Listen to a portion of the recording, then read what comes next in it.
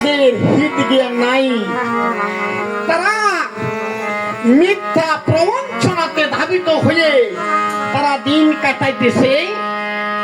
তারা এই যে মাতৃগর্ভে তারা ৬ষ্ঠ মাসের কালে তারা এই যে ছটফট করেছিল, আমার দয়াল প্রভু এসে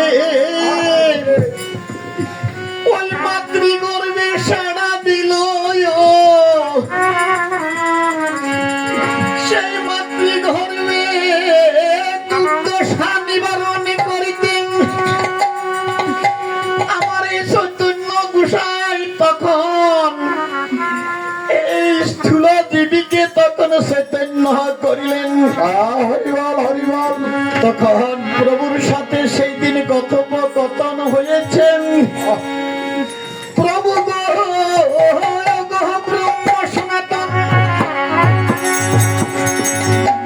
এই যে তুমি চৈতন্য করিলে, ও গো প্রভু, এই যে তোমাকে কেমন করে পাবো আমি, কেমন করে তোমাকে এই যে চিরদিন তোমার চরণ তলে তোমার চরণের সান্নিধ্য লাভ করিতে পারবো, আমাকে উপায় বলো। তখন আপনি আমার প্রভু বলেছিলেন, ওই তুমি মধ্য দামে যাও, তুমি মধ্য দামে গিয়ে, আর সেই মধ্য দামে গিয়ে তুমি এই যে সাধু সঙ্গ করলেন, সাধুর বাক্য মেনে চললেন, তুমি তখন আপনি আমার চরণ দর্শন করিতে পারবেন। সাধু কারা? সাধু চিন্তা হবে। সাধু হলো কামনা বাসনা লোভ লালসা যাদের মধ্যে নাই, তারা হলো সাধু। এই যে এই ২৪ তত্ত্বের দেহ ৮৪ ক্রোশ, আর এই ২৪ তত্ত্বের দেহ তার মধ্যে হলো ১৮ মোকাম। এই দেহের মধ্যে আমি আছি। আমাকে যে চিনতে পারে সে সাধু হয়, সে একমাত্র সে বৈষ্ণব হয়। সেই বৈষ্ণবের হৃদয়ে আমার সতত বিশ্রাম, সেইখানে আমাকে পাবে। সেদিন কিন্তু বলেছিলাম আমি সাধু সঙ্গ করব পৃথিবীতে এসে, এই পৃথিবীতে এসে সাধু সঙ্গ করলাম না রে। এই যে সাধু সঙ্গ না করে তার ওই বাক্যটা আর তার এই যে পরিপূর্ণ শুদ্ধ হয় না, তখন সে বাক্য ভ্রষ্ট অপরাধী হয়। এই বাক্য ভ্রষ্ট অপরাধী হলে যখন সে মারা যায়, ওই পুত্র রূপে সেই আবার নিজের মুখে নিজে অনল প্রদান করে। কার মুখে অনল প্রদান করে? যার মুখে কৃষ্ণ কথা বলবে বলে কৃষ্ণ কথা বলে না, অসৎপথে ধাবিত হয়ে আছে, তার যে সে সাধু হয় না। এই কারণে তার মুখাগ্নি করা হয়। কে মুখাগ্নি করে?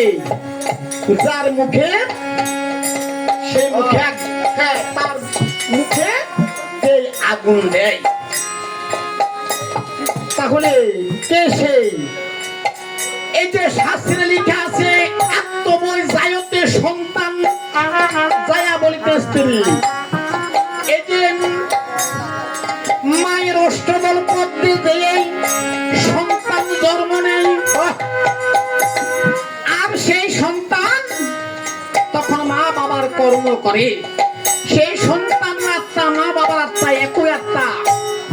এই কারণে সন্তান মুখে আগুন দেয়, শ্রাদ্ধ আত্মতর্পণ করে, অর্থাৎ নিজের কর্ম নিজে করে। তাই বলছিলাম এই যে সাধু হও, আজকে এই কলিযুগকে আমি উদ্ধার করিতেন, আমি যুব ধর্ম আমি প্রবর্তন করব। যেই নাম নিলে জীবের দেহে আর কোনো পাপ থাকে না, সেই মহামন্ত্র হরির নাম আমি এই কলিযুগের মাঝে বিলাবো। আজকে এই প্রতিশ্রুতি আমার এই সোনার গৌর হবে, আমার প্রাণ গোবিন্দ প্রতিশ্রুতি দিয়েছেন। আর এদিকে ওরে পালে গুনা পূর্ণিমা তিথি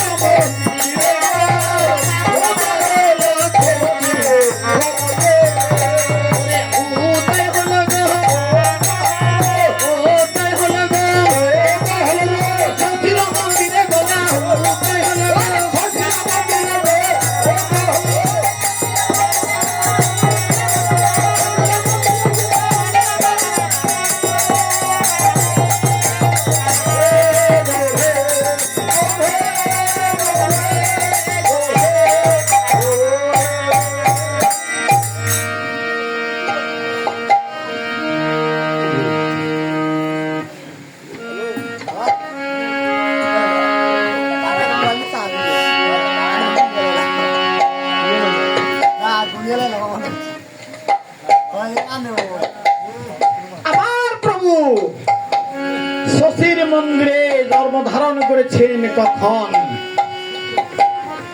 আজ থেকে 1407 শতকে এই যে নবদ্বীপের ধাম পূর্ণচাঁদ গ্রহণ স্পর্শ করার সঙ্গে সঙ্গে সিংহর আশিতে সিংহ লগ্নে এই যে জগন্নাথ মিশ্রের ঘর ছিল ও নির্ম বৃক্ষের তলে, আর সেই নির্ম বৃক্ষের তলে ওই সেই আতুর ঘরে আমার সোনার গৌর রাহাই জন্ম ধারণ করেছেন। আমার প্রভু যখন এই জন্ম ধারণ করেছে আমার প্রভু, এই যে প্রভুকে দেখিয়া মা বাবা অত্যন্ত সন্তুষ্ট হলেন।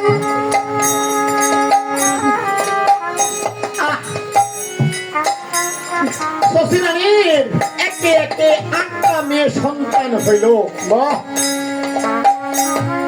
একে একে 8টা মেয়ে সন্তান হলো শশীরানীর, আর সন্তান হয়েছে 2টা। প্রথম সন্তান হয়েছে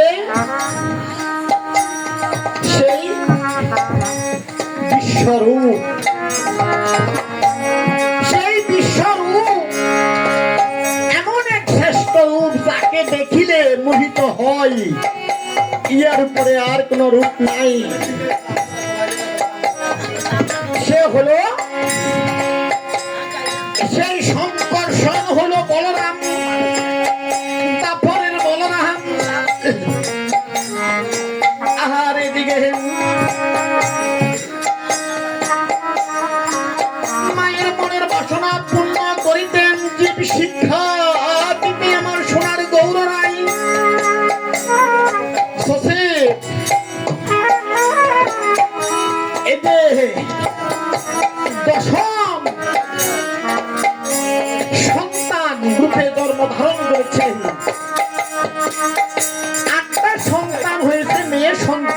মারা গেছে, বিশ্বরূপ যিনি সে সন্ন্যাসী হয়ে চলে গেল। একমাত্রই আমার এই সোনার গৌর রাহাই নিমাইকে পেয়ে মায় আনন্দিত মনে, বাবা আনন্দিত মন। নিম গাছতলে আমার সোনার গৌর রায় জন্ম ধারণ করেছে, তার আরেকটা নাম হলো নিমাই। আজকে এই নিমাই তখন নিমাইয়ের আদর যত্নে বড় হইতে লাগলেন। আর সে নিমাইকে যখন একটু বড় হলেন তখন ঈশ্বরপুরীর কাছে দীক্ষা দিলেন। ঈশ্বরপুরী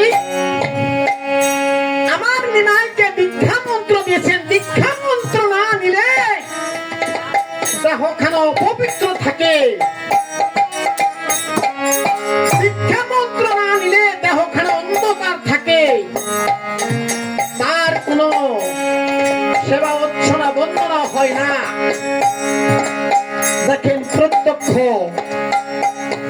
ধ্রুব পঞ্চম বৎসর পর্যন্ত সেই সাধন করেছিল, প্রভু সাড়া দেয় নাই। তারপর তার এই কঠোর সাধনাতে নারদ মুনিকে পাঠিয়েছেন। তখন নারদ মুনি তাকে দীক্ষা দিয়েছেন কর্ণে। দীক্ষা নিলে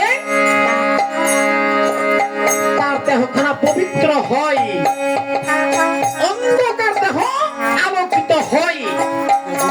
তাই দীক্ষা নিতে হবে। দীক্ষা যারা না নেয় তাদের হাতে এক গ্লাস জল খাওয়া উচিত নয়।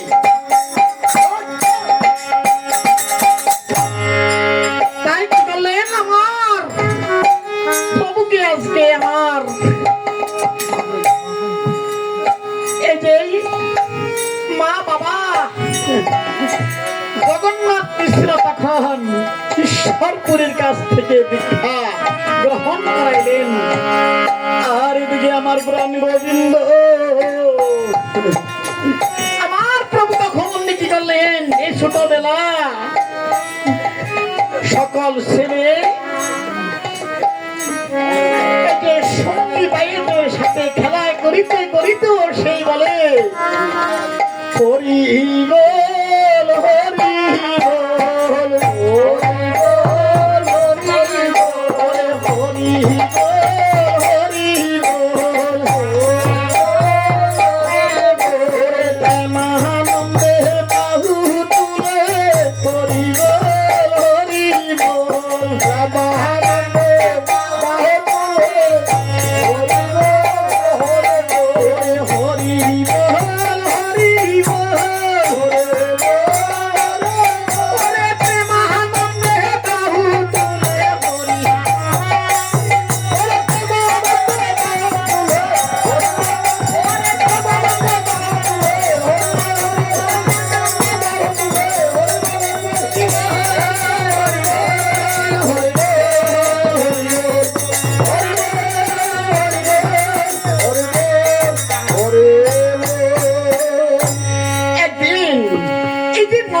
কিছু ছেলে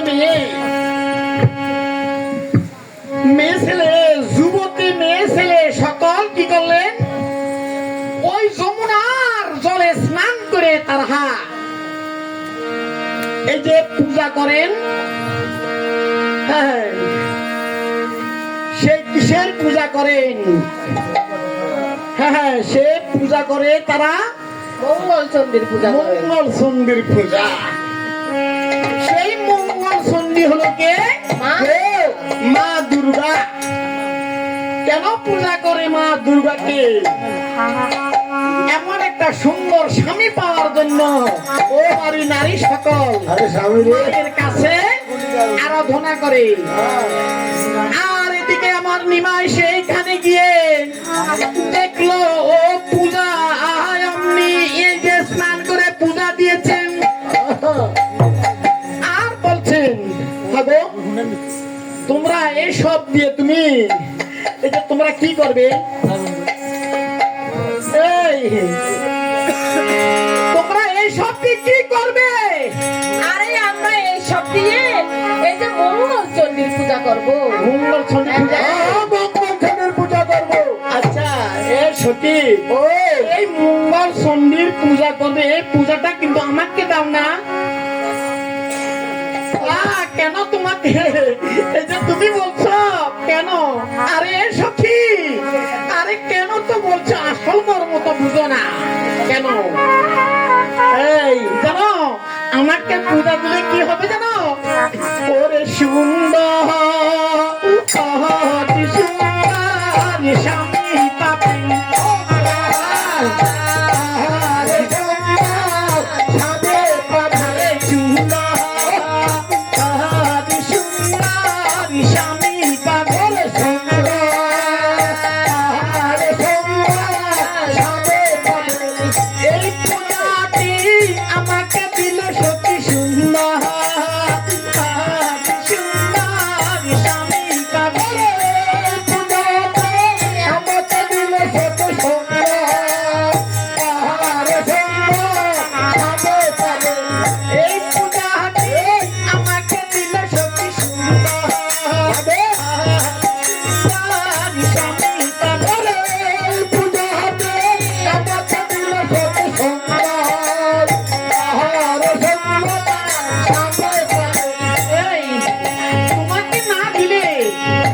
হবে এমন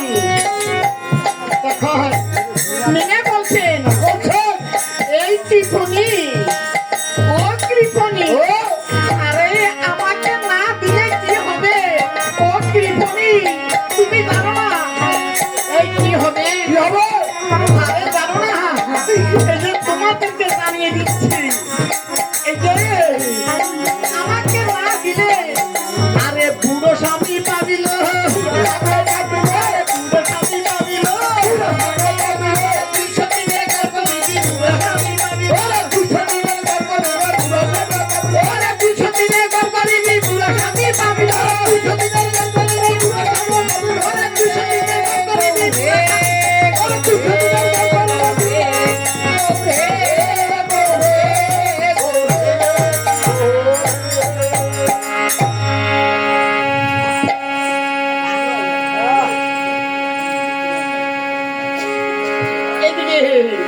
যখন এই কথা বললে আর যে পূজা